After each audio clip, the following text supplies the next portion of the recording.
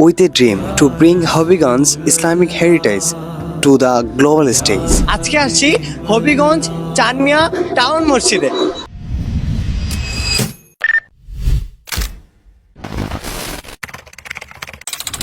আসসালামু আলাইকুম, আমি ফারদিন, স্বাগতম জানাচ্ছি আজকের ব্লগে।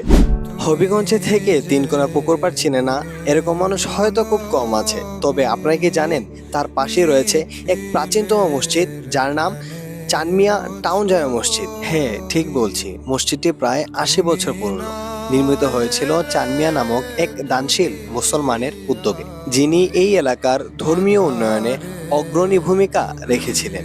এই মসজিদের স্থাপত্যে দেখা যায় প্রাচীন মুসলিম ঐতিহ্যের ছাপ, বিশেষ করে এর গম্বুজ ও খিলান, যা এখনো ঐতিহ্যের নিদর্শন হিসেবে দাঁড়িয়ে আছে। প্রতিদিন এখানে শত শত মুসল্লি জড়ো হন নামাজ আদায়ের জন্য।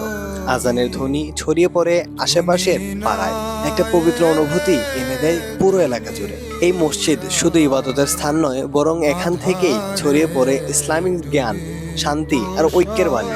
হবিগঞ্জের এই ঐতিহাসিক স্থান আমাদের গর্ব, আমাদের সংস্কৃতি, তাই ছড়িয়ে দিন পুরো বিশ্বের বুকে। ভিডিওটি শেষ পর্যন্ত দেখার জন্য অসংখ্য ধন্যবাদ।